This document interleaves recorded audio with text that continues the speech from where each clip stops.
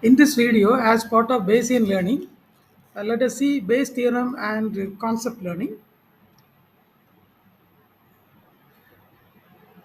What we studied in Bayes theorem with regard to machine learning in the last video is a brute force way of getting map hypothesis, because the algorithm applies Bayes theorem to each hypothesis in H space to calculate P of H by D.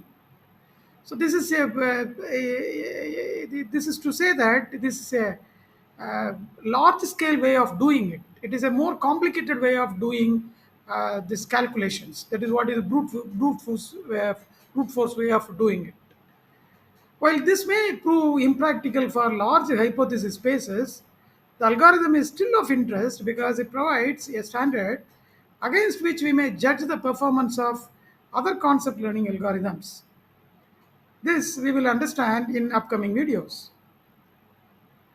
With a few assumptions, we are going to show that every consistent hypothesis is a mapped hypothesis, that is a maximum a posteriori probability hypothesis. So let's make two assumptions in this. The training data capital D is noise free. That is, the target di is equal to the function of xi. Di is equal to c of xi, where xi is going to be the instance attributes, uh, the, the instance attributes.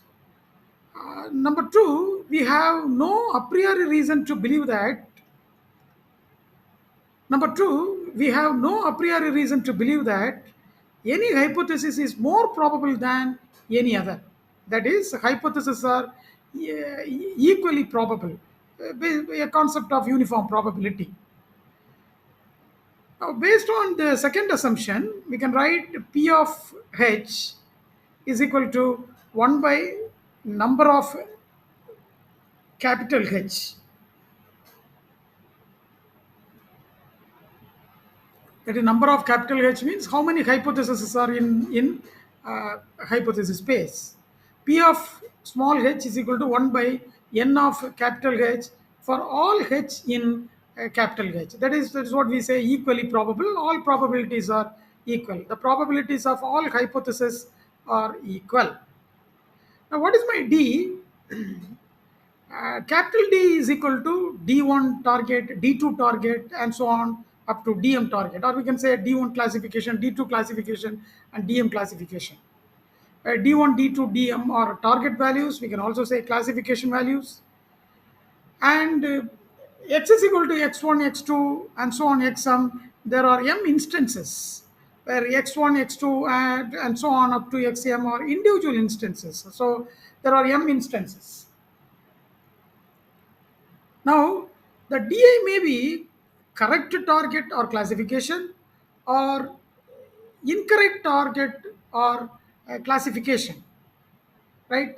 Incorrect target or incorrect classification is defined as DI is not equal to the function of xi. DI is not equal to C of xi. That may be due to noise, we will see later.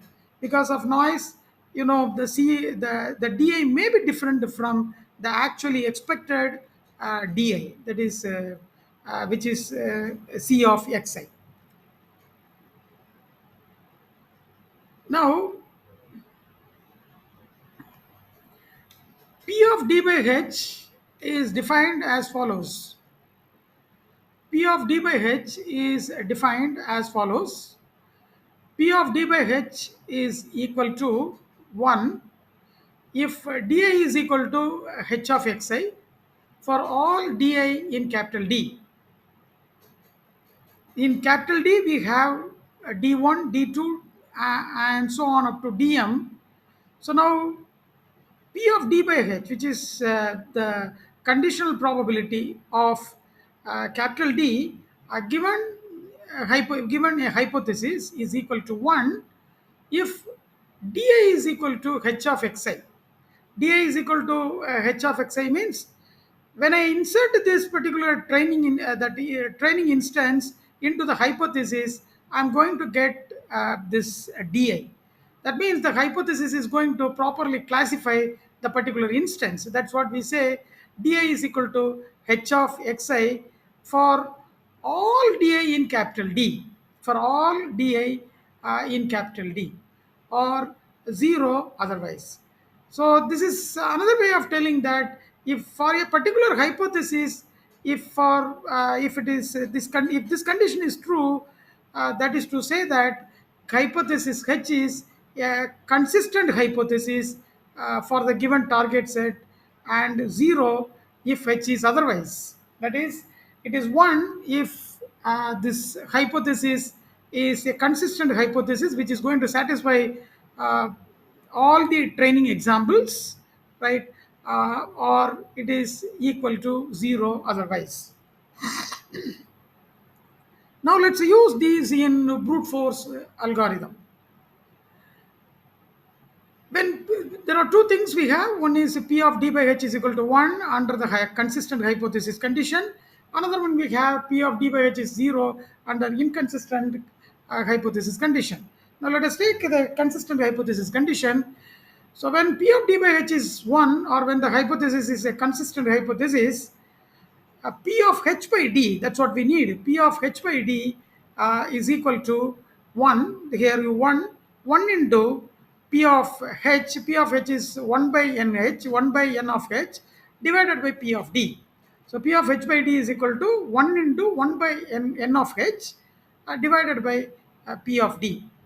Now, earlier in the last video, we have discussed we can leave this P of D as it is, because for every hypothesis, right? For every hypothesis, this P of D is going to be same. So, with that particular understanding or principle, we omitted this P of D and replaced this P of D by 1 in our last video or last part of the topic. So, the same thing we can do here also, but I'm just showing the line of the book.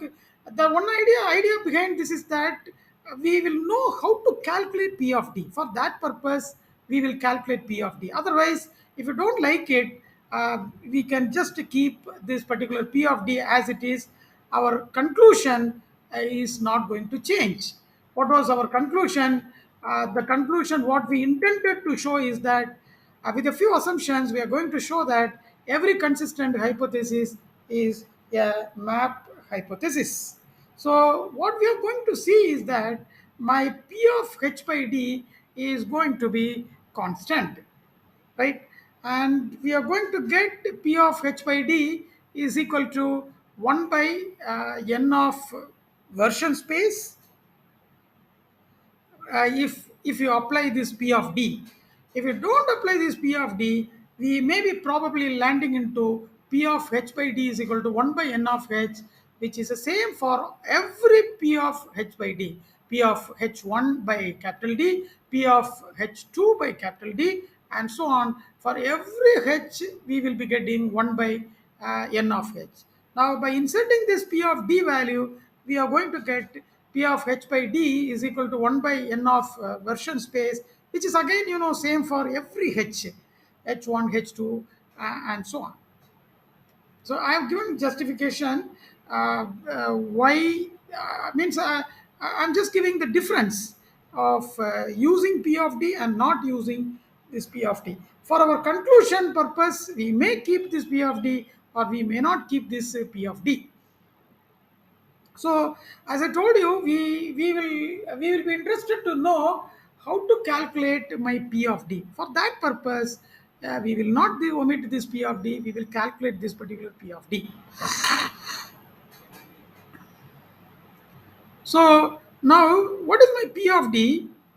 This D is linked to all hypotheses. My capital D, which is a set of classifications or set of targets, is linked to all the hypotheses. So this comes under total probability. So we have to follow the law of total probability. So P of D is equal to sum of, right, for where sum of, that is where H is an element of capital H, you have to carry out summation over all the H's.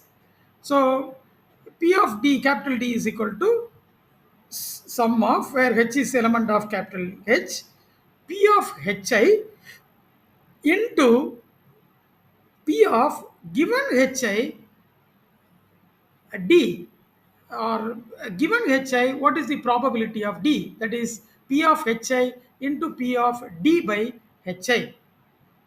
Given hi, what is the probability of capital D? So this factor, we have to carry out the summation over all the hypotheses, that is P of h1 into P of D by h1 plus P of h2 into P of D by h2 plus and so on. As many hypotheses we have, for that many hypotheses we have to carry out. Okay, now how to carry out this particular summation? Capital H consists of consistent and non-consistent hypothesis. So we'll split and write it. And from our previous topics, we know that the set of consistent hypothesis is called as version space. So we can divide this into two parts. One is summation for summation within the version space. Another one is summation within non-version space. So P of capital D is equal to summation of H is an element of version space. We have to substitute these values. 1 into what is my P of hi? My P of hi is equal to 1. We are taking this condition. Uh, sorry. Sorry. Uh, Firstly, we have to see P of d by hi, and P of d by hi is 1. So 1 into P of hi, that is equally probable. So 1 by n of h plus sum of, where h is not an element of version space. In that case, as seen before, for that we have to insert 0. So we'll get 0 into 1 by n of h. So this factor will be out. We will be getting only this. So you get uh, 1 by nh, right? And 1 by nh, this has to be carried out, as the sum says, that many number of times as that many number of hypotheses in version space. How many hypotheses are in version space, that many times this constant has to be added. So it just becomes 1 by nh multiplied by n of vs. So we get n of vs divided by n of h.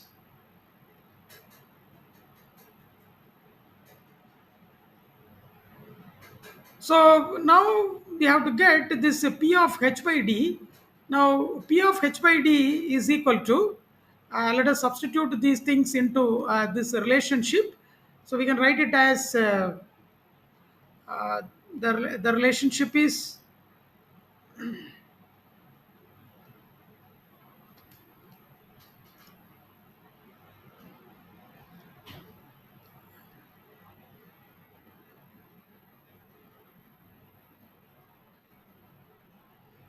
okay.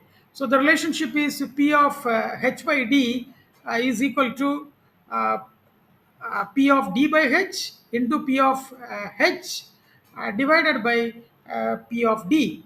So if you substitute these things into this, we get 1 by n of h divided by n of version space by n of h, which is equal to 1 by n of version space. Now, when P of d by h is equal to 0, when P of d by h is equal to 0, P of h by d is equal to 0 into P of h. There is no point in putting this P of h. If you want, you can just put it, right? 1 by n of h. So 0 into P of h divided by P of d, which happens to be 0.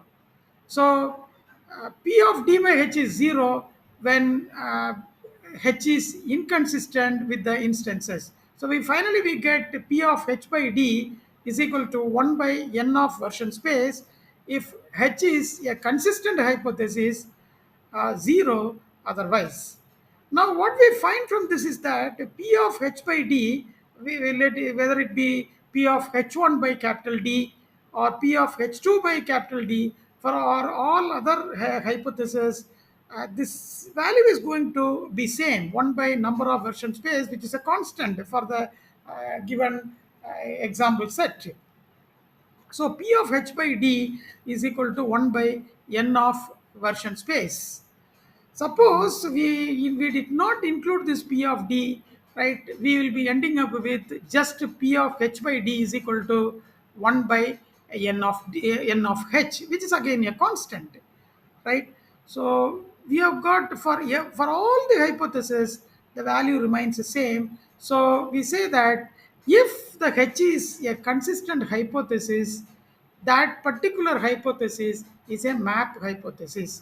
So all the consistent hypotheses are map hypotheses. We have got this based on certain assumptions.